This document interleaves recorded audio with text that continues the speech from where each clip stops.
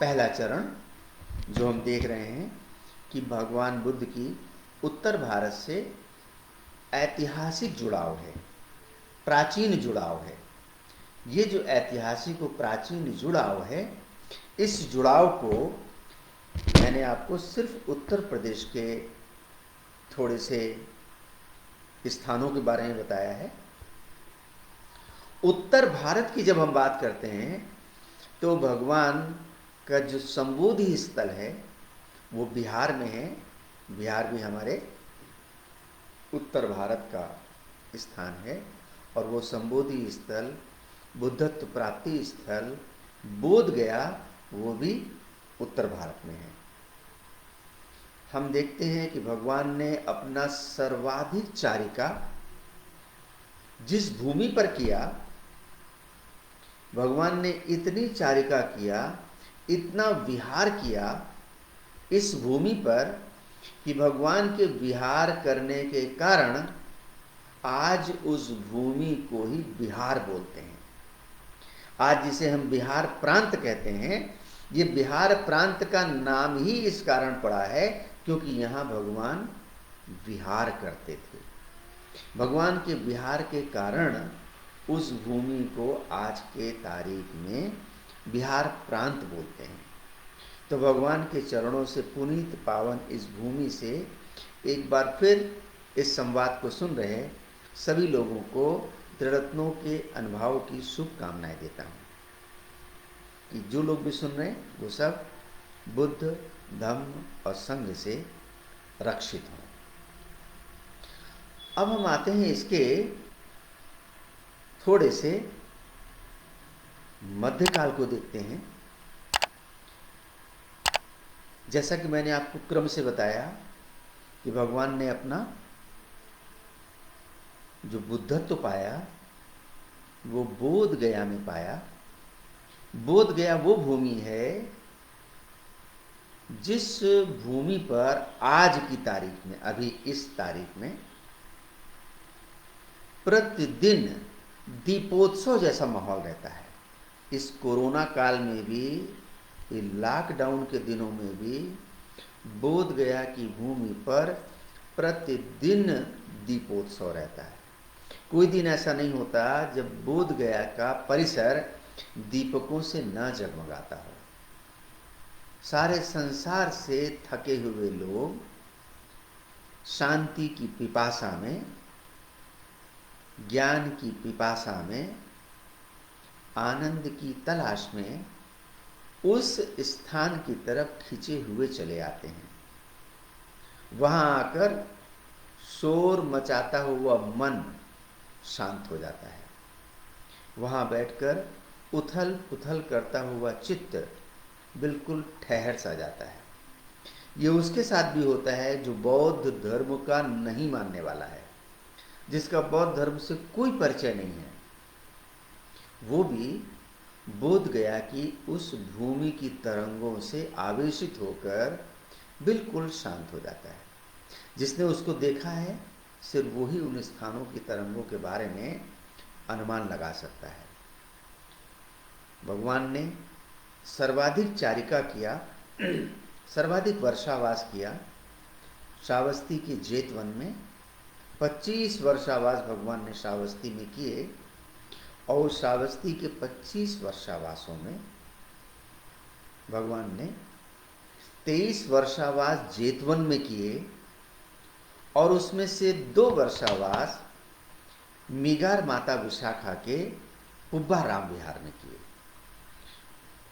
तो वो पूरी भूमि भगवान की जहाँ उन्होंने 25 वर्षावास किए, मुझे लगता है श्रावस्ती में कोई महीना ऐसा नहीं गुजरता है जब वहाँ श्रीलंका से श्रद्धालुओं का कोई दल दर्शन के लिए ना आता हो, या थाईलैंड से, या वर्मा से, या इंडोनेशिया से, यहाँ तक जापान से, चीन से, दुनिया के सारे बौद्ध श्रद्धालु श्रावस्ती दर्शन के लिए निरंतर आते रहते हैं।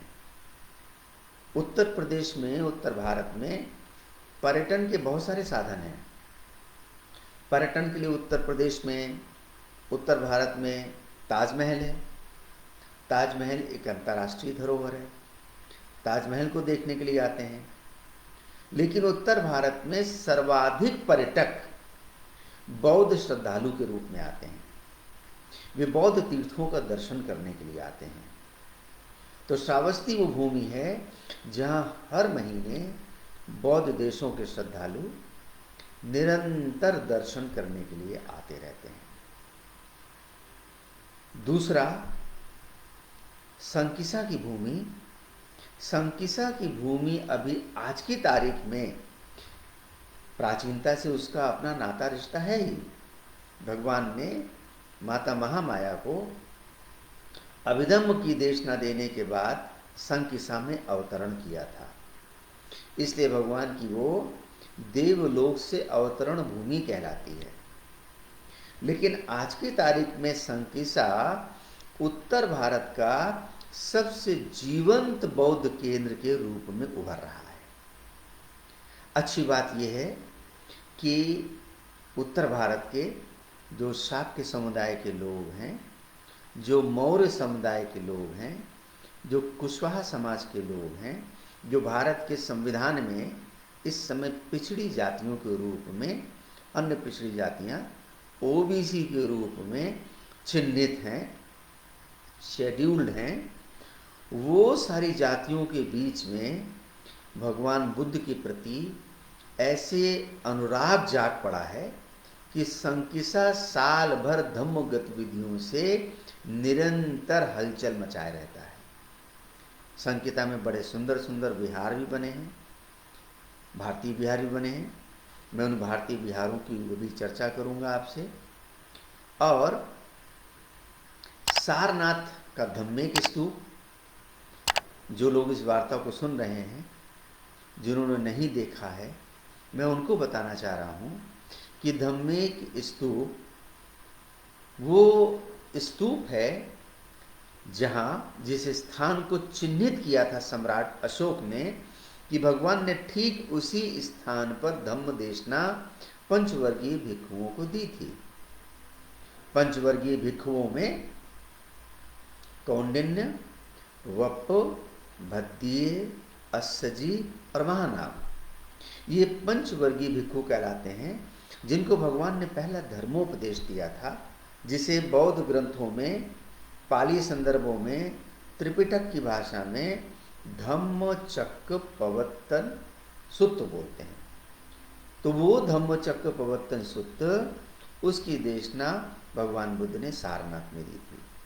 सारनाथ भी वो स्थान है जहाँ सारे विश्व के बौद्ध श्रद्धालु, सारे विश्व के बौद्ध श्रद्धालु 365 दिन साल के प्रतिदिन आते रहते हैं।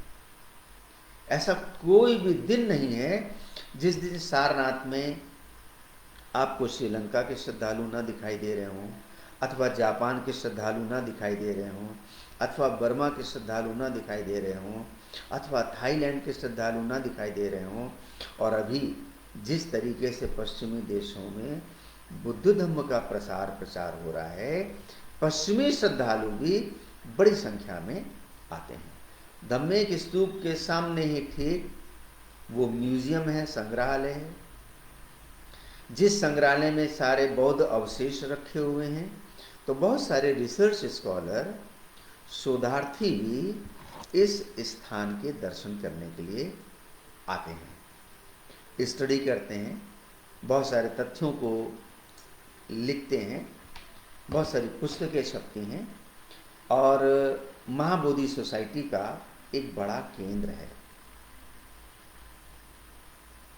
चौथा स्थान कुशीनगर, जहां भगवान महापरिनिर्वाण को उपलब्ध हुए। कुशीनगर की भूमि भी आज की तारीख में ऐसी ही है। वहां कभी भी जब भी मैं जाता हूं, और आप भी कभी भी जाएं, कोई दिन ऐसा नहीं है जब वहां देश विदेश के बौद्ध श्रद्धालु भगवान के दर्शन करने के लिए ना आते हों। वहां पर भगवान की 21 फुट लंबी एक प्रतिमा है, जो कि परिनिर्वाण मुद्रा में है, उस प्रतिमा को मथुरा के धेनु नाम के व्यक्ति ने बनवाया था और वो प्रतिमा बलुआ पत्थर की है, खुदाई में निकली थी और बोधिसत्व बाबा साहेब डॉक्टर अम्बेडकर उनके कहने पर या कहिए उनके परामर्श पर, उनकी संस्तुति पर भारत के पहले प्रधानमंत्री जवाहरलाल नेहरू जी ने उस स्थान का पुनरुद्धार कराया था। 1956 में बहुत ही विशाल बुद्ध जयंती पूरे देश में मनाई गई थी और वो बाबा साहेब डॉक्टर अम्बेडकर की संस्तुति पर हुई थी। तो वो कुशीनगर भी धम्म गतिविधियों का एक बड़ा विशाल केंद्र है। आपके जानकारी में ये सुनकर आपको खुशी होगी, 17 मार्च 1956 को बाबा साहेब डॉक्टर अम्बेडकर ने आगरा में अपना अंतिम भाषण दिया था। उत्तर भारत को संबोधित करते समय आगरा में बाबा साहेब ने 17 मार्च 1956 को जब अपना व्याख्यान दिया था, जिसे लाखों लोगों ने सुना था, उन सुनने वाले लोगों में से कई लोग हैं जो इस समय मेरे संपर्क में हैं और वो वहाँ का आंखों देखा हाल बताते हैं। उन आंखों देखा हाल बताने वाले लोगों ने मुझे बताया, ये वो बाबा साहेब का ऐतिहासिक व्याख्यान है आगरा का 1956 का 17 मार्च का, जिसमें बाबा साहेब ने कहा था कि मुझे पढ़े लिखे लोगों ने धोखा दिया है। ये जो मार्मिक पंक्तियां बाबा साहेब ने कही, ये आगरा में कही। उसी व्याख्यान में बाबा साहेब ने ये भी कहा कि हमें सबसे ज्यादा खतरा अपने लोगों से है। 1956 का वो साल बाबा साहेब अपने जीवन के कुछ ऐसे अनुभवों से गुजर रहे थे जो उन्होंने अपना दर्द, अपनी पीड़ा वो उन्होंने व्यक्त किया आगरा में। जो प्रसंग बताने के लिए मैं उस व्याख्यान का संदर्भ दे रहा हूं, तो वो प्रसंग कि 1956 में जब 17 मार्च को आगरा में बाबा साहेब संबोधित कर रहे थे, संबोधन समाप्त होने के बाद जब बाबा साहेब मंच पर बैठने लगे और उन्होंने इस बात की घोषणा की कि हम नागपुर में दीक्षा लेने वाले हैं, ये मार्च की बात है, बाबा साहब ने इस बात की घोषणा की कि हम नागपुर में दीक्षा लेने के लिए जा रहे हैं, तो आगरा के लोगों ने बाबा साहेब से हाथ उठाकर आग्रह किया था कि बाबा साहेब हमें आप यहीं पर धम्म दीक्षा देकर जाइए। नागपुर में जब मैं वामन राव गोडबोले जी से मिला, वामन राव गोडबोले वो व्यक्तित्व हैं जो उनकी ऐतिहासिकता से वाकिफ हैं।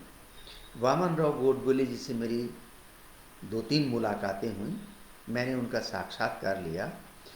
ग्राम चिचौली नागपुर में वो रहते थे। वामन राव गोडबोले जी ने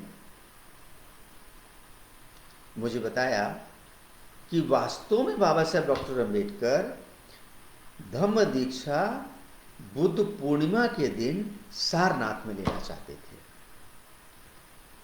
बाबा साहेब की जो इच्छा थी, क्योंकि सारनाथ में भगवान बुद्ध ने अपना पहला धर्मोपदेश दिया था।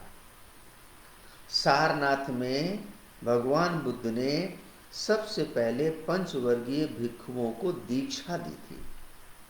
5 भिक्षुओं को तैयार किया था, संघ बनाया था।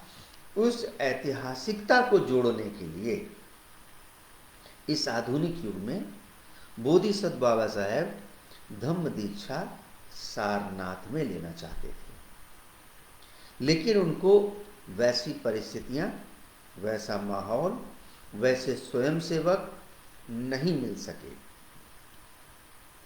दूसरा, बाबा साहेब के मन में आगरा के लोगों के उत्साह को देखकर ये भी विचार था कि वो दीक्षा आगरा में लें, मगर आगरा में भी उनको वो माहौल, वो परिस्थितियां नहीं मिल पाई।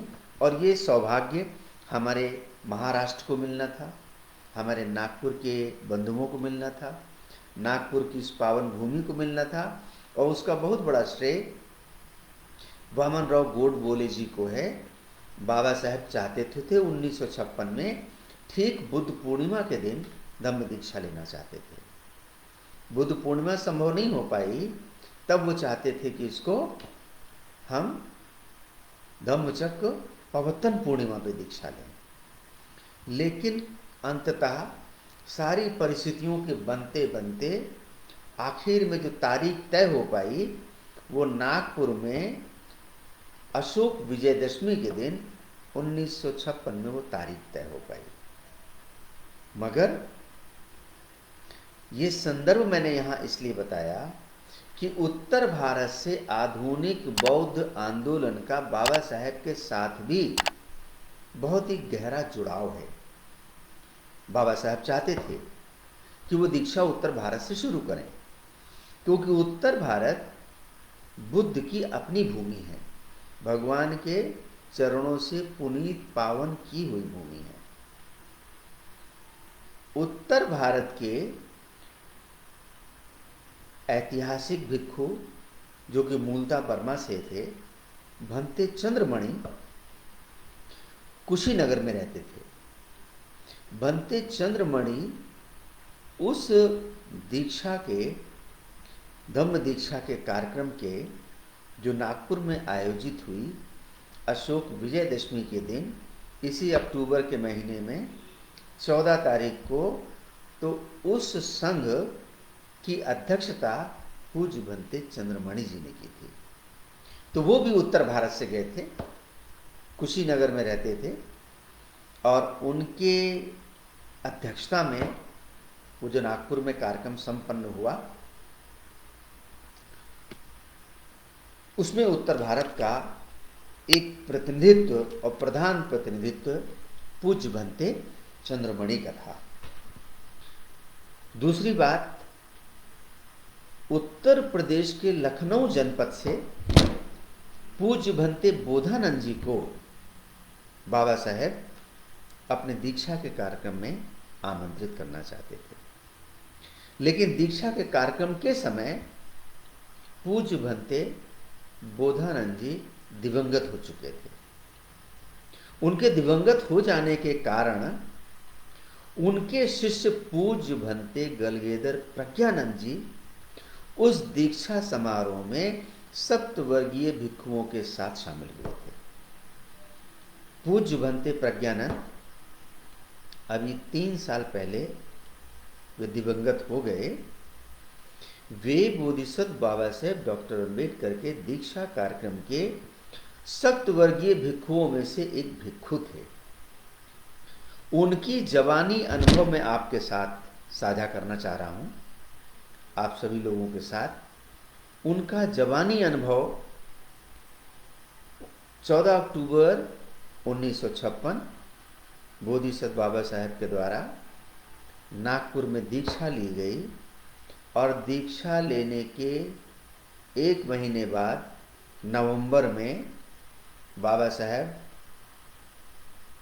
कोलंबो गए थे, श्रीलंका गए थे। वहाँ से लौटते समय बाबा साहेब सारनाथ आए थे। यहाँ काशी विद्यापीठ विश्वविद्यालय को उन्होंने संबोधित किया था। सारनाथ में बाबा साहेब ने अपना आखिरी व्याख्यान दिया था नवंबर के अंतिम सप्ताह में, और दिसंबर की 6 तारीख को बाबा साहेब दिवंगत हो गए।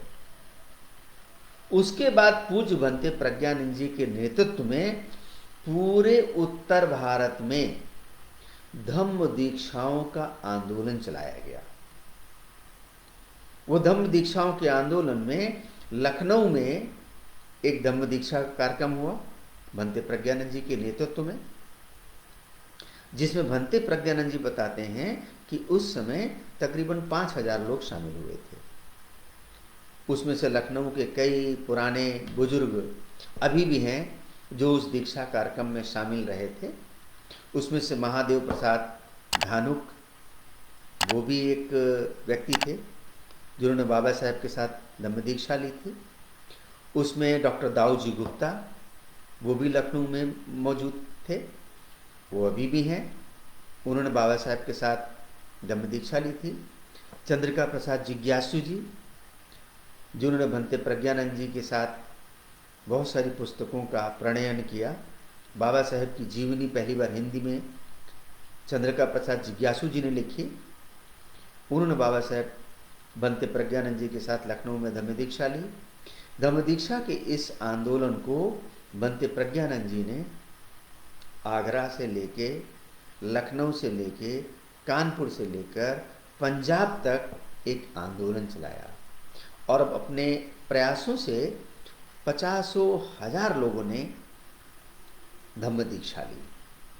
तो भंते प्रज्ञानंद जी के उनके संस्मरणों को, क्योंकि वो हमारे लिए एक ऐतिहासिक व्यक्ति हैं, दिवंगत हो गए, उनका हमें एक लंबा सानिध्य मिला, करीब 25 साल का सानिध्य मिला और उस सानिध्य में बहुत सारे संस्मरण उनसे सुनने को मिले। अभी उत्तर भारत में जो धम्म के आंदोलन चल रहे हैं, उन आंदोलनों की नींव पूज्य भंते प्रज्ञानंद जी के द्वारा रखी गई।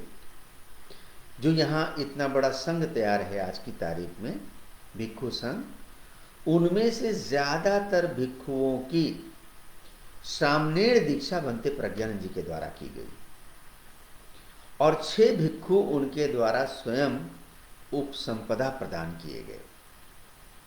उनमें भंते सुमन रतन जी हैं, भंते ज्ञानालोक जी हैं, भंते पैयासार जी हैं, भंते देवेंद्र जी हैं, भंते उपनंद जी हैं। ये सब जो आज युवा भिक्षु पूरे उत्तर भारत में सक्रिय हैं, ये पूज्य भंते प्रज्ञानंद जी की देन है। वो प्रज्ञानंद जी जो बोधिसत्व बाबा साहब डॉक्टर अम्बेडकर के नागपुर के धम्म दीक्षा समारोह में पंचवर्गीय भिक्षुओं में एक प्रधान भिक्षु थे, सबसे युवा भिक्षु थे। वे एक जीती जागती मिसाल थे, जीती जागती धरोहर थे। तो वो बाबा साहब के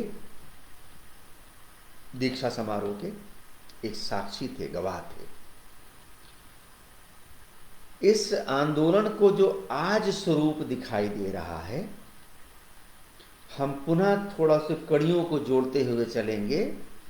आज जो स्वरूप दिखाई दे रहा है, बोधिसत्व बाबा साहब डॉक्टर अम्बेडकर के दिवंगत होने के 50 साल के बाद,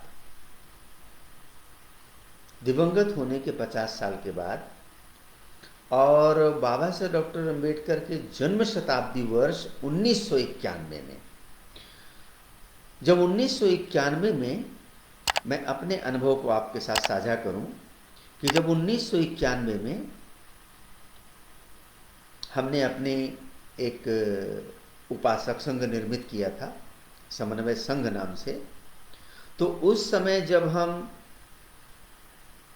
भगवान बुद्ध की जयंती मनाने के लिए कार्यक्रम आयोजित करते थे, तो 1991 की बात बता रहा हूं कि उन कार्यक्रमों में कभी कभी गिनती के सिर्फ 5, 6, 10, 11 लोग हुआ करते थे। ये 1990-91 की बात बता रहा हूं। गिनती के 10-11 लोग हुआ करते थे। वो 10-11 लोग 2 किलोमीटर की शोभा यात्रा निकालते थे। आज की तारीख में स्थिति ये हो गई है, 1990-91 देखिए और आज सन 2020 देखिए, इस 29 साल के अंदर, 28-29 साल के अंदर बुद्ध पूर्णिमा के दिन लखनऊ की शायद ही कोई ऐसी कॉलोनी होती हो, शायद ही कोई ऐसी कॉलोनी होती हो जिस कॉलोनी में बुद्ध पूर्णिमा ना मनाई जा रही हो। हजारों की संख्या में बौद्ध संगठन है और वो बौद्ध संगठन बड़ी धूमधाम से जयंती मनाते हैं। अभी इस लॉकडाउन की स्थिति में हमारे अपने जो उपासक संघ है, समन्वय परिवार नाम से, इस परिवार के द्वारा लॉकडाउन की अवधि में, लॉकडाउन पीरियड में पूरे उत्तर प्रदेश में लखनऊ, कानपुर, बरेली, झांसी, उन्नाव, वाराणसी, रायबरेली, इलाहाबाद, सीतापुर, लगभग 75 जनपद हैं। और इन सभी जनपदों में लोगों ने अपने घरों में दिए गए निर्देशों के मुताबिक भगवान की जयंती मनाई, जयंती की वीडियो क्लिप बनाए। वो वीडियो क्लिप सबने हमारे व्हाट्सएप ग्रुप के ऊपर साझा किए।